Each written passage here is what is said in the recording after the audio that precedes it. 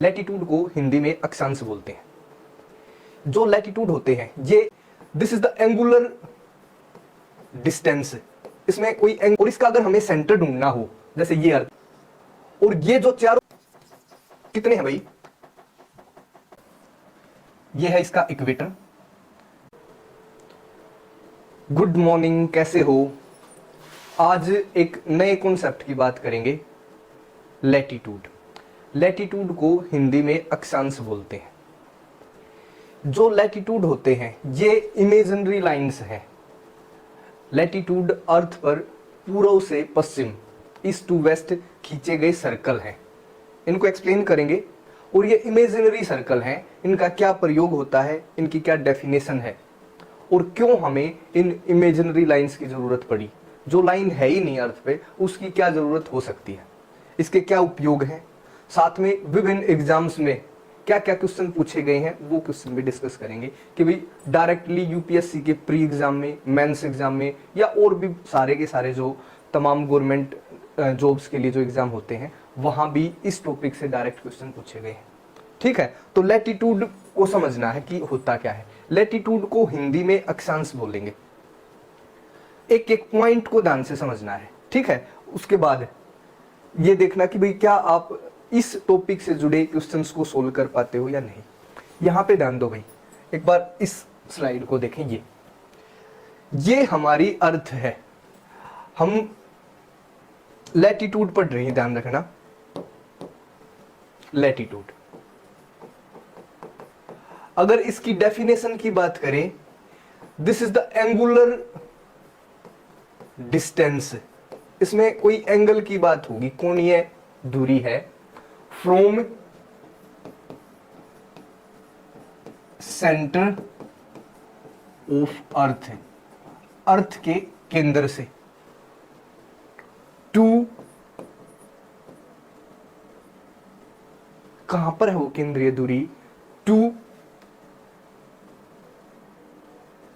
North and south to equator.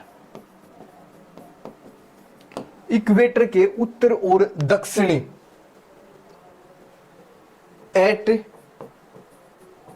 Any कोई भी meridian. एक बार इसको समझ लेना, ये लिखा क्या है, इस डेफिनेशन को समझो। This is the angular distance from the centre of earth. You all know Earth is a spherical shape and this is solid, ठीक है, and we live on the surface of Earth। जैसे ये है हमारी अर्थ, और इसका अगर हमें सेंटर ढूंढना हो, जैसे ये अर्थ है, तो इसको काटो ऐसे, मान लिया इस हिस्से को काट दो, तो this is the centre of अर्थ। ठीक है, इस सेंटर ऑफ अर्थ से इक्वेटर के उत्तर और दक्षिण में, ध्यान दो एक बार फिर से हम अर्थ को बनाएंगे। इक्वेटर क्या होती है? इक्वेटर एक सर्कल है जो अर्थ के सेंटर से, जो सेंटर है ना उसके चारों ओर है।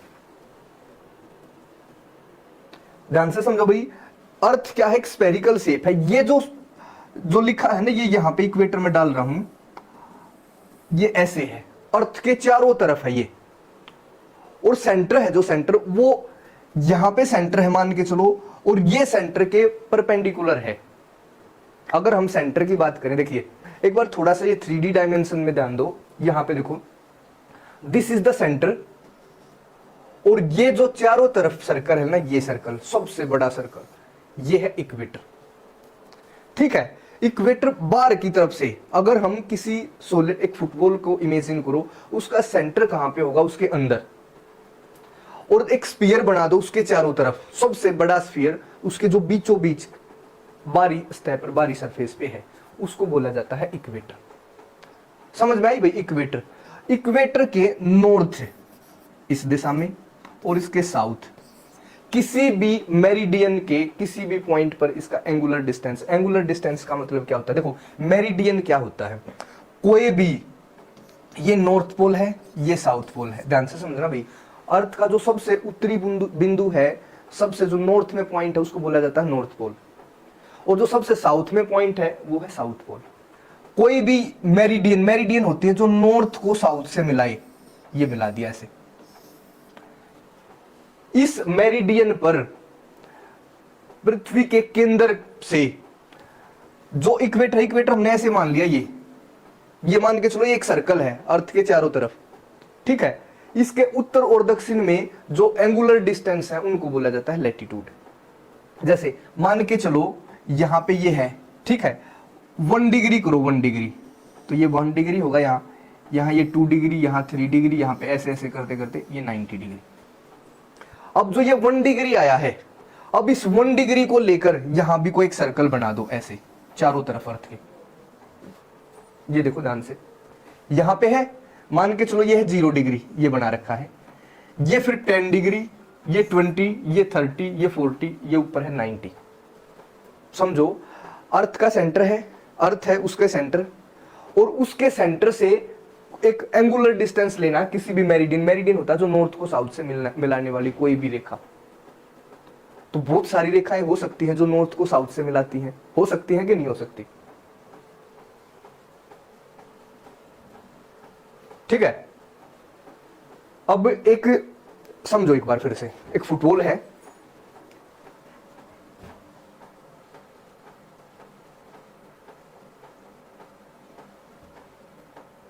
यहां पे देखो, ये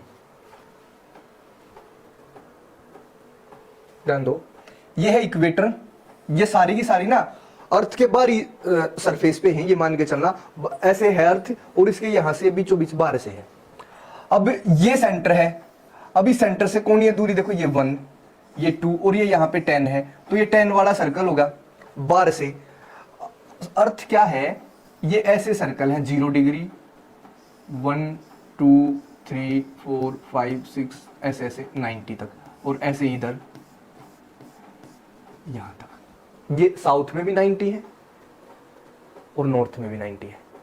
क्लियर हो रही है बात समझ में? ये सारे के सारे सर्कल हैं अर्थ के सरफेस पे। देखो जब छोटे बच्चे थे, एक छोटी सी गेंद आती थी खेलने के लिए, बॉल, उस पे है ना एक कलरफुल कलर की थी, वो ऐसे ऐसे उसमें ऐसे सर्कल से दिखाया करते, ठीक है। तो ये अर्थ ऐसी बनेगी, देखो ये होगा जैसे ये सारे के सारे सर्कल हैं।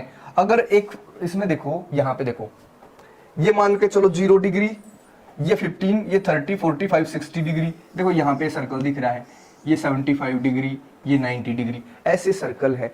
मेरे हिसाब से थोड़ा समझ में आया होगा भाई इस डायग्राम से। इक्वेटर 0 डिग्री है, ये सर्कल है पूरा अर्थ के चारों तरफ, ये 30 डिग्री दिखा रखा है ऐसे ही, ये 45 डिग्री दिखा रखा है, ये 60 डिग्री दिखा रखा है, ये 75 डिग्री, और ये नॉर्थ पोल ऐसे ही साउथ में है, ठीक है। लैटिट्यूड समझ आया है अभी? इसकी डेफिनेशन की बात करी है सिर्फ अभी तक, यहां पे है हम। क्लियर है ये समझ लोगे? This is the angular distance from centre of earth to north and south of equator, इसके नॉर्थ में या साउथ में एट एनी मेरिडियन, किसी भी मेरिडियन पे। मेरिडियन ले लिया ये, ठीक है। और इसका जैसे यहां पे 1 डिग्री, तो यहां भी एक सर्कल होगा, ये 2 डिग्री का भी सर्कल होगा, 3 डिग्री का भी, 4 का भी, 5 का भी, ऐसे ऐसे नॉर्थ पोल तक और साउथ पोल तक सर्कल है। अब कितने टोटल ये देखो, अब यहां पे देखो, यहां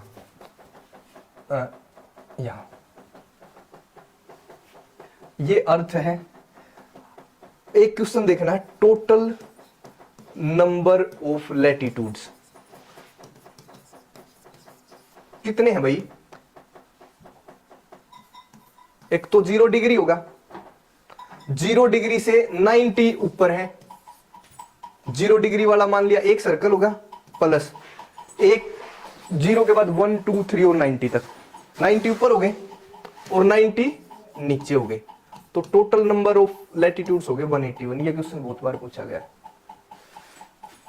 अगर हम पूछे सबसे बड़ा सर्कल कौन सा है, इक्वेटर का, 0 डिग्री लैटिट्यूड है वो सबसे बड़ा सर्कल होता है। 0 डिग्री वाला एक होगा लैटिट्यूड 1, फिर उसके बाद 1 डिग्री 2 डिग्री 3, तो 90 डिग्री तक है सारे लैटिट्यूड। तो 90 नॉर्थ में है और 90 है साउथ में, तो टोटल हो गए 181। अगर एक और देखो, इसी को कैसे घुमा के पूछा जाएगा कि भाई टोटल नंबर ऑफ सर्कल्स बताओ। अगर हम लैटिट्यूड में अगर काउंट करें तो कितने सर्कल हैं? एक तो ये 0 डिग्री वाला होगा, ऊपर कितने होंगे? 89, क्योंकि जो 90 डिग्री है that is a point only. जो नॉर्थ पोल है ना वो है बिल्कुल पॉइंट है ऐसे। और पॉइंट क्या होता है? जिसका कोई बिना किसी 0 रेडियस का कोई सर्कल, जिसकी कोई लेंथ ब्रेथ रेडियस कुछ नहीं होता। ठीक है, तो अपने आप में एक सर्कल नहीं है तो 89, और साउथ में भी कितना होगा? 89, 179। दो क्वेश्चन करें भाई अभी, आप यूपीएससी के प्रीवियस ईयर निकाल के देखना या किसी भी एग्जाम के, और ये चेक करना कि अगर ये पूछा जाए टोटल नंबर ऑफ लैटिट्यूड कितने होते हैं तो 181। टोटल नंबर ऑफ सर्कल्स कितने हैं? 179। क्लियर है ये सिंपल सी बात? बताओ अब हम इनको पढ़ क्यों रहे हैं? एक और समझना भाई यहां पे ये जो है ना, ये मान के चलो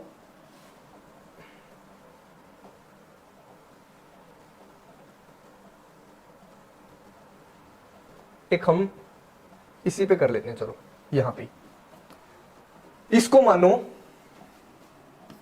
ये सेंटर है, कोई दूसरा कलर ले लेते हैं, नॉर्थ। ये 30 है, ये 60 है। एक और बना लेते हैं,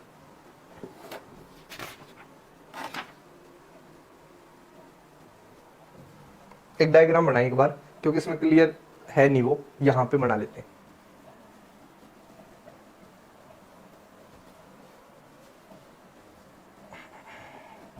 इसको बड़ा करो, चलो देखो हमने अर्थ बनाई है,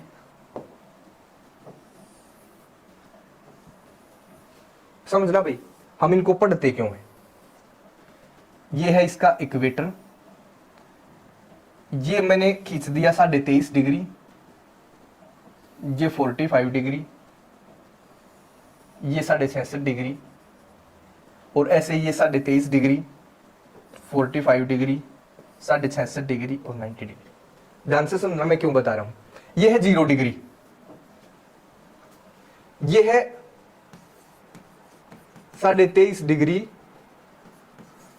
नॉर्थ, ये 45 डिग्री नॉर्थ, ये 66 डिग्री नॉर्थ, और ये 90 डिग्री नॉर्थ। क्लियर है? दिख रहा है ना? ये 23.5 डिग्री है साउथ, ये 45 डिग्री साउथ, ये 66 डिग्री साउथ, ये 90 डिग्री साउथ। एन और एस का मतलब भी समझ रहे हो? नॉर्थ का मतलब है उत्तर में और साउथ का मतलब है दक्षिण में। जो ये 23.5 डिग्री नॉर्थ है ना, इसको बोला जाता है tropic of cancer. Tropic of cancer, इसको हिंदी में कर्क रेखा भी बोलते हैं। ध्यान से समझना भाई बस। और ये है जो 66 डिग्री, इसको बोला जाता है आर्कटिक सर्कल। मैं बताऊंगा इनका क्या मतलब है। ये जो 23.5 डिग्री साउथ है, ये 0 डिग्री है, ये इक्वेटर, ये है ट्रॉपिक ऑफ कैप्रिकॉर्न,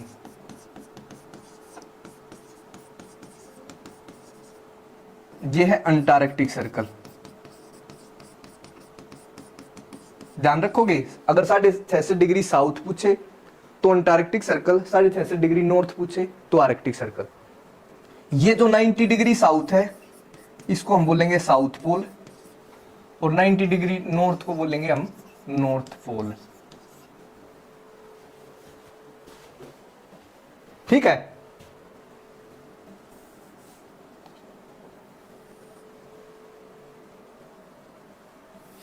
थोड़ा सा और अच्छा सा बनाने की कोशिश करें। यहां पे देखो, ठीक है? अब ये होगा और ये होगा और ये होगा, ये 45 डिग्री है साउथ। ठीक है? इनको हम पढ़ते क्यों हैं? इनकी जरूरत क्या है? क्यों ये? और एक बात ध्यान रखना भी, लैटिट्यूड आर सर्कल्स। ये भी प्रश्न पूछा गया है कि भी लैटिट्यूड्स आर सर्कल या भाई स्ट्रेट लाइन या सेमी सर्कल। ठीक है? तो you can tell every latitude are circle. एक और प्रश्न पूछा जाएगा कि भी जो नॉर्थ पोल है या 90 डिग्री नॉर्थ है, क्या ये सर्कल है? तो क्या बताओगे? This is a point. 90 degree south है, क्या ये सर्कल है? नहीं, दिस इज ए पॉइंट। कितने सर्कल हैं? एक तो 0 डिग्री वाला, फिर 89 और 89, इनको जोड़ेंगे तो 179 हो जाएंगे। यूपीएससी में कोई भी क्वेश्चन डायरेक्ट नहीं पूछा जाता, आप ये सारा कर लोगे, उसके बाद कॉन्सेप्ट ये देखना भाई पूछा कहां से जाता है, कैसे पूछा जाता है। Equator, tropic of Capricorn, Antarctic circle, south pole, ऐसे ही tropic of cancer, Arctic circle और नॉर्थ पोल। ठीक है, ये सारे के सारे सर्कल हैं और ये है पॉइंट। अब क्वेश्चन देखो ध्यान से, सबसे बड़ा सर्कल कौन सा होगा? इक्वेटर। सबसे छोटा सर्कल कौन सा होगा? बताओ, क्या नॉर्थ पोल होगा? अगर ये पूछा जाए सबसे छोटा लैटिट्यूड कौन सा, तो 90 डिग्री वाला बता दोगे। सबसे बड़ा सर्कल 0 डिग्री वाला बता दोगे। ठीक है, अब ये जो सर्कल है ना जी, अब यहां पे देखो ध्यान से, एक बार फिर से हम अर्थ बनाएंगे। ये इसके सेंटर से ये 0 डिग्री है, तो एक यहां पे सर्कल बन गया इसके चारों तरफ। यहां पे 1 डिग्री मानो तो ये यहां से सर्कल बनेगा, यहां पे 2 डिग्री, यहां पे ऐसे सर्कल है। ये जो सारे के सारे सर्कल हैं, इनके बीच का जो डिस्टेंस है वो सेम रहेगा, लगभग 111 kilometre. The distance between every latitude is equal and is equal to 111 kilometre. ठीक है, हाँ, अगर हम इक्वेटर से नॉर्थ की तरफ जाते हैं तो जो सर्कल है वो छोटे होते चले जाएंगे। The radius of the circles या लैटिट्यूड्स बिकम्स स्मॉलर। अगर हम नॉर्थ पोल से इक्वेटर की तरफ आते हैं तो जो ये लैटिट्यूड्स हैं, इनका जो सर्कल है, इनका जो रेडियस वो बढ़ता चला जाएगा। और सारे के सारे लैटिट्यूड अगर इनके बीच में मान के चलो, जैसे ये मान लो भाई 2 लैटिट्यूड ही बनाते हैं कि ये है, ये 0 डिग्री बना दिया और ये है 1 डिग्री। इनके बीच में जो डिस्टेंस है 111 किलोमीटर होगा लगभग, कहीं से भी माप लो। तो ये जो सारे सर्कल हैं, these are parallels to each other, ये एक दूसरे के पैरेलल होंगे। पैरेलल का मतलब यही तो है भाई, दोनों के बीच में कहीं से भी मापो डिस्टेंस सेम होगा। क्लियर है? तो अगर हम 0 डिग्री से साउथ की तरफ आएंगे तो भी क्या होगा? क्या होगा? जो सर्कल है उनका रेडियस कम होता चला जाएगा, जो लैटिट्यूड है वो उनका रेडियस कम होता चला जाएगा। अगर ये पूछा जाए नॉर्थ से साउथ की तरफ आ रहे हैं तो एक बार इक्वेटर तक तो क्या होगा? सर्कल्स का आकार है जो छोटा होगा, फिर यहां से 0 डिग्री से फिर हम दोबारा से साउथ में जाएंगे तो फिर से क्या होने लग जाएगा? छोटा होने लग जाएगा। यहां तक क्या होगा? 90 डिग्री से 0 डिग्री तक तो बड़ा होता चला जाएगा। 90 डिग्री 89 का छोटा है, 88 का उससे बड़ा, 87 का उससे बड़ा, 86 का। ठीक है, और 0 डिग्री सबसे बड़ा सर्कल। और फिर 0 के बाद फिर हम साउथ में जाएंगे तो फिर से क्या होगा? इनका रेडियस कम होता चला जाएगा। यूपीएससी में आप अंडरस्टैंड करना है सारी चीजों को। अब इसी फिगर से देखो क्या क्या क्वेश्चन बन सकता है। आप खुद भी अगर कोई क्वेश्चन ऐसा हो उसको अपने हिसाब से देख सकते हो। डिस्टेंस का पता चल गया। ठीक है, ये है सारे के सारे लैटिट्यूड। अब जो 23.5 डिग्री नॉर्थ है इसको ट्रॉपिक ऑफ कैंसर बोलते हैं या कर्क रेखा। जो 23.5 डिग्री साउथ है ट्रॉपिक ऑफ कैप्रिकॉर्न, इसको मकर रेखा भी बोला जाता है।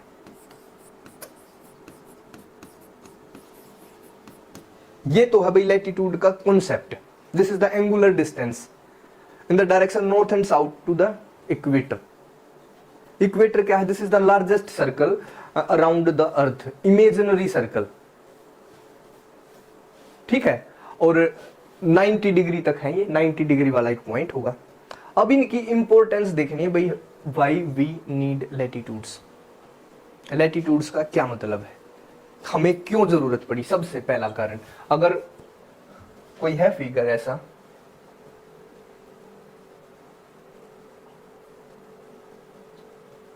चलो इस पे करेंगे। चलो ठीक है, यहां पे हमें इनकी जरूरत क्यों पड़ी?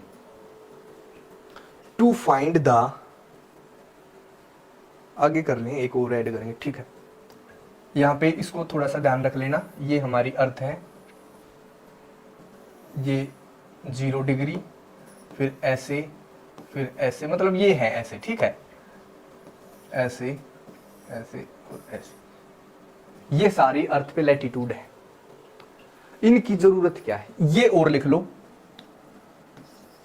23 नॉर्थ और 23 हाफ साउथ, ये 0 डिग्री है। ये ट्रॉपिक ऑफ कैंसर है, ट्रॉपिक ऑफ कैप्रिकॉर्न। जो हमारा सन है, सबसे पहला इसका कार्य टू फाइंड द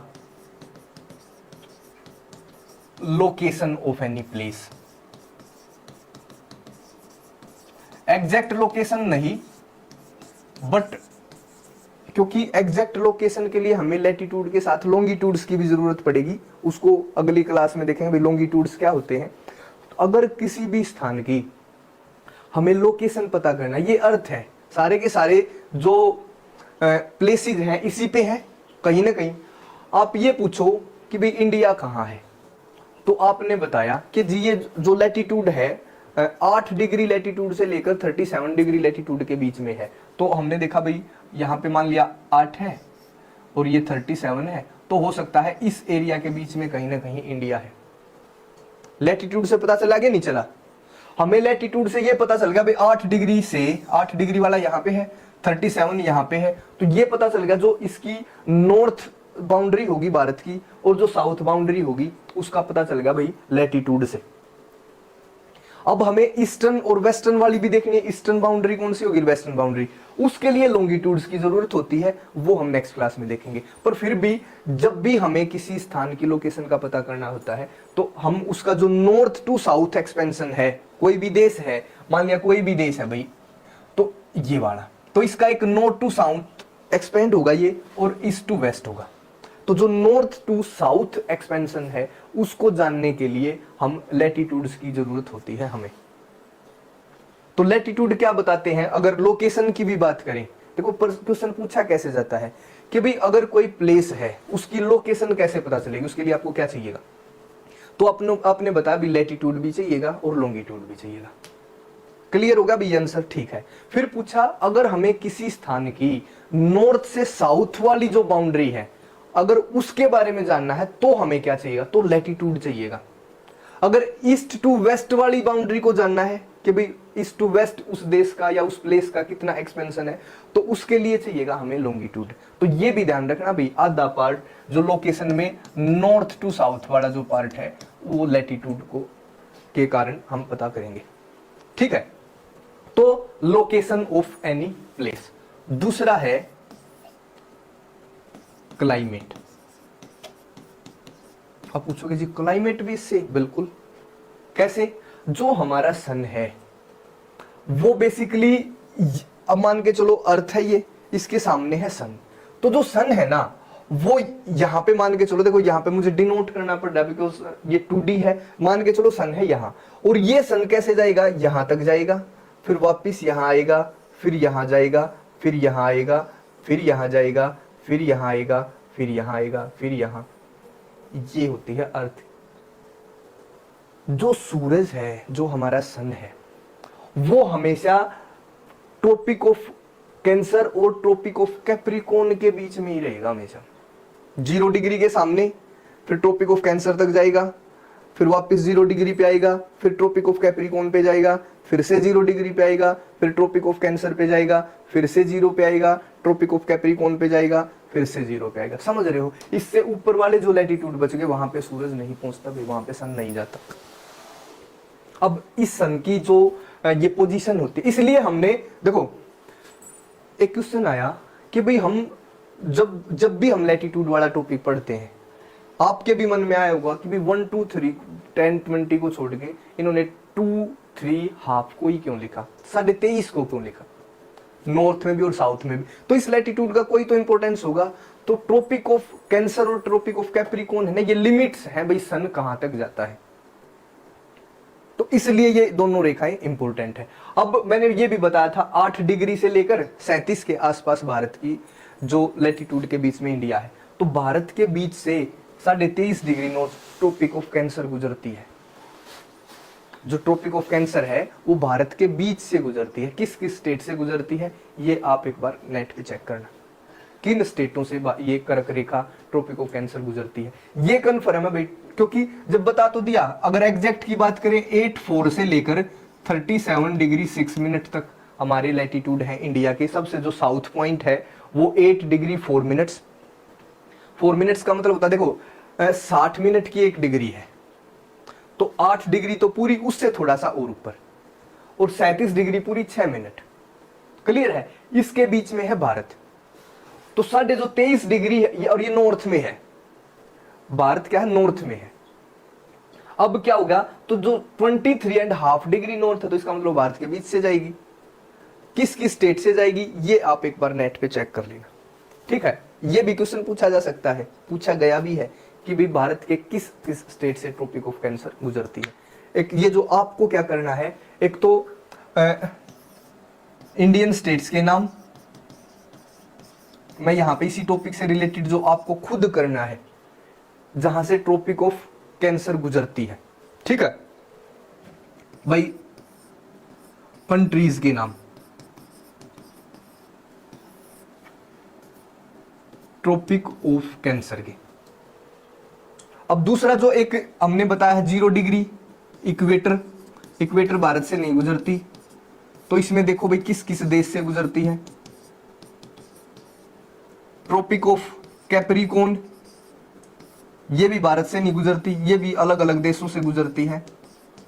तो ये भी देखो कौन कौन से देश, सारे के सारे देश नहीं, फिर भी इंपॉर्टेंट जो देश हैं उनकी आप एक लिस्ट बना के रख सकते हैं कि भाई ट्रॉपिक ऑफ कैंसर, इक्वेटर या ट्रॉपिक ऑफ कैप्रिकॉर्न, ये ज्यादा इंपॉर्टेंट है ये 3। ये मत बैठ जाना कि भाई 1 डिग्री कहां से गुजर रहा है, 2 डिग्री कहां से, इतना नहीं, ये तीनों को देखना बस। और आपको मैं बताऊं, जो अफ्रीका कॉन्टिनेंट है, अफ्रीका सुना है नाम सभी ने? हाँ सुना होगा जरूर। उसमें से ट्रॉपिक ऑफ कैंसर भी, इक्वेटर भी और ट्रॉपिक ऑफ कैप्रिकॉर्न तीनों गुजरती हैं। कर्क रेखा भी, भूमध्य रेखा भी, इक्वेटर को आप भूमध्य रेखा बोलते हो, और मकर रेखा भी। ये एकमात्र ऐसा कॉन्टिनेंट है, ठीक है? तो ये आप इसकी लिस्ट बनाएं। अब क्लाइमेट पे हम थे, अब समझो जब सन 0 डिग्री पे है, यहां पर है, इसके सामने है इक्वेटर के, तो यहां सबसे ज्यादा गर्मी होगी भाई। जब सूरज सब जहां जिसके सामने होगा सबसे ज्यादा गर्मी तभी होगी जब ये यहां है, तो इसकी डायरेक्ट जो लाइट है ना, लाइट की जो रे है वो डायरेक्ट भूमध्य रेखा या इक्वेटर पर पड़ेगी। जैसे ये है सूरज, तो यहां पे तो सीधी डायरेक्ट होगी, और यहां पे थोड़ी थोड़ी तिरछी, यहां भी, इधर भी तिरछी। जहां पे भी सन होगा, जिस भी प्लेस के ऊपर होगा बिल्कुल, वहां पे तो सीधी रेखा है, और बाकी इधर ऐसे तिरछी। यहां पे सबसे ज्यादा गर्मी होगी उस समय। जहां पे सबसे ज्यादा गर्मी होगी वहां पे क्या होगा, बारिश की संभावना होगी, क्योंकि बारिश का आने का जो पीछे कारण होता है सन, और उससे उत्पन्न जो हीट होगी, उससे उत्पन्न जो गर्मी होगी, ठीक है? ये अलग कॉन्सेप्ट है, हम क्लाइमेट में पढ़ेंगे भाई, मानसून के बारे में जो 1-2 दिन बाद वो उस टॉपिक को भी लेंगे हम नेक्स्ट क्लासेस में, कि मानसून की सारी स्टोरी देखेंगे। तो यहाँ पे है, फिर सन आया यहाँ पे, यहां से चला इस तरफ, जैसे ये नॉर्थ हेमिस्फीयर में गया। अब पूछोगे जी नॉर्थ हेमिस्फीयर क्या गया? इक्वेटर के ऊपर जो नॉर्थ में, देखो हेमिस्फीयर होता है स्फीयर का आधा या गोलार्ध। अर्थ एक गोला है, उसके बीच से इक्वेटर है चारों तरफ, उसके ऊपर है आधा हेमिस्फीयर, नीचे भी है आधा हेमिस्फीयर। मान के चलो अगर अर्थ को आप ऐसे काट दो ऐसे, तो ये ऊपर नॉर्थ वाला होगा, ये साउथ वाला होगा। हेमिस्फीयर ऊपर नॉर्थ वाला, हेमिस्फीयर नीचे साउथ वाला हेमिस्फीयर। तो ये जो नॉर्थन हेमिस्फीयर में जब जाती है, तो सदर्न जो हेमिस्फीयर में है सर्दी शुरू हो जाएगी। बात समझो ना भाई, यहां से 0 पे है तो एक टेम्परेचर है जहां भी जो है। अब जितना ये इस तरफ जाना शुरू करेगी ना, इस तरफ नो, तो सदर्न हेमिस्फीयर में क्या होगा, सर्दी हो जाएगी। अब तुम देखोगे, अभी कॉल करो ऑस्ट्रेलिया जैसे देशों में सर्दी है, ठीक है? ध्यान से सुनना भाई। फिर जब ये वापिस आएगा, फिर से 0 डिग्री पे आएगा, और फिर इस तरफ जब हम ये सूर्य देवता जो सन है हमारे, जब सदर्न हेमिस्फीयर की तरफ जाना शुरू करेंगे, तो नॉर्दर्न हेमिस्फीयर में सर्दी होनी शुरू हो जाएगी। क्लियर है ये बात? ठीक है। अब ये ध्यान दो, चूंकि किसी भी अगर आप करो, देखो मान लिया ये 2 लैटिट्यूड है, ध्यान से सुनो, एक ये है, कोई ये है। इन लैटिट्यूड के बीच में कोई भी प्लेस हो, वहां पे लगभग एक जैसी जलवायु मिलने की पॉसिबिलिटी है, क्योंकि जो सूर्य ऐसे जा रहा है, तो किसी जिस भी लैटिट्यूड पे है वो, उस लैटिट्यूड पे हर जगह पे एक जैसा क्लाइमेट होने की पॉसिबिलिटी। इसके अपवाद हैं, कुछ और भी कारण हो सकते हैं। नॉर्मली क्या है, लैटिट्यूड, जो भी लैटिट्यूड होगा उस लैटिट्यूड पे स्थित प्रत्येक प्लेस पर एक जैसी सनलाइट पड़ेगी, और सनलाइट इफेक्ट करती है वहां की एग्रीकल्चर पे, रेन पैटर्न पे, सारी चीजों पे। ठीक है, और भी कारण किसी के क्लाइमेट पे प्रभाव पड़ता है, अगर कोई अच्छी नदियां हैं वहां पे, ज्यादा पेड़ हैं, ये और कारण हो सकते हैं, पर जो सबसे मुख्य कारण होता है ना सनलाइट का। एक क्वेश्चन पूछा जाएगा कि भाई एक दो शहर है ए और बी, और ये एक ही लैटिट्यूड पर स्थित है, तो नॉर्मल कंडीशंस में इनका क्लाइमेट एक जैसा होगा या अलग होगा? तो आप बताओगे एक जैसा होगा। अगर दो प्लेस हैं अलग अलग लैटिट्यूड पे, तो उनका जो क्लाइमेट होगा वो अलग होने की पॉसिबिलिटी ज्यादा होगी। ध्यान है, समझ में आ रही है भाई बात? देखो latitude it is a big concept, but इसके बाद आप इसको समझ लोगे। अब सारा का सारा क्लाइमेट, रेन, इसी के ऊपर तो वहां का एग्रीकल्चर पैटर्न, जैसी बारिश होगी, जैसे मौसम होंगे, उसी हिसाब से वहां पे सोयल फॉर्मेशन होगी, उसी हिसाब से वहां पे लोग होंगे, उसी हिसाब से जीव जंतु होंगे। तो जितना भी बायोस्फीयर है वहां की हर चीज को प्रभावित करती है ये चीजें। अब तुम देखोगे साउथ में कुछ और फसलें हैं, नॉर्थ में कुछ और फसलें, क्यों है? क्योंकि सनलाइट अलग अलग है। सनलाइट के आधार पे सोयल फॉर्मेशन भी अलग प्रकार की है, तो हर देश में हो सकता है अलग अलग प्रकार की सोयल हो। ठंडे देशों की अलग फसल है। अब आगे और भी सुनना है। यहां पे है जो 0 डिग्री, यहां पे साल में देखो क्या होता है, यहां पे जैसे 0 डिग्री पे है सूर्य, सन, यहां पे जाएगा ये 3 महीने में, वापिस आएगा 6 महीने हो गए, फिर यहां पे जाएगा 9 महीने हो गए, फिर ये वापिस आएगा 12 महीने हो गए। एक साल के अंदर 2 बार जो सन है वो इक्वेटर के ऊपर आता है। तो सबसे ज्यादा जो गर्म प्लेस है नॉर्मली वो इक्वेटर के आसपास के एरिया में होंगे, जितने भी जो गर्म प्लेस होंगे इस एरिया में। सबसे ज्यादा वर्षा, इस जो रेन होगी 0 डिग्री के आसपास होगी, इक्वेटर के आसपास। सबसे ज्यादा जो पेड़ होंगे 0 डिग्री, क्योंकि सन 2 बार ऊपर आया तो बारिश यहां सबसे ज्यादा होगी, इस एरिया में बारिश सबसे ज्यादा होगी। बारिश होगी तो भाई पेड़ ज्यादा होंगे, जीव जंतु ज्यादा होंगे। अब एक और भी समस्या है, गर्मी भी ज्यादा होगी। अगर स्किन कलर की बात करें, जहां पे ज्यादा गर्मी होगी, आप देखते हो धूप में ऐसे लपेट के जाना पड़ता है भाई काली ना हो जाए। जहां पे ज्यादा गर्मी होगी वहां पे स्किन कलर भी ब्लैक होगा, डार्क होगा। और जितना हम इक्वेटर से ऊपर जाएंगे, क्योंकि तो स्किन कलर थोड़ा थोड़ा गोरा होना शुरू हो जाएगा। अब एक और भी बात ध्यान से सुनो, यहां से ऊपर तो सन को जाना नहीं, 23.5 डिग्री से ऊपर, 23.5 डिग्री भारत के लगभग बीच से गुजरती है, तो आप कश्मीर में भी नहीं जाएगा सूरज, तो वहां तक ही आना है। तो उसके ऊपर भी देखो, आप देखोगे कश्मीर में गोरे आदमी है, साउथ में ज्यादा ब्लैक है, फिर हम नॉर्थ इंडियन थोड़ा सा, और फिर कश्मीर में थोड़ा और ज्यादा गोरे। और फिर इससे ऊपर अगर हम जाएं यूरोप साइड, रसिया साइड, तो वहां पे तो गोरे होंगे, क्योंकि जो सनलाइट है वो कभी भी इस लैटिट्यूड से ऊपर जाती ही नहीं। तो सारा का सारा एरिया क्या होगा, यहाँ पे गोरे आदमी होंगे, सनलाइट कम होगी, बारिश कम होगी, बर्फ ज्यादा कहाँ गिरेगी, जहां पे सन नहीं पहुंचता। तो जितनी दूर जो सूरज से जितनी भी दूर कोई प्लेस होगा वहां पे आइस गिरने के ज्यादा चांसेस होंगे। तो 0 डिग्री पे आइस मिलेगी या 90 डिग्री पे आइस मिलेगी। ठीक है, अब एक क्वेश्चन आया कि भाई आइस है जो बर्फ,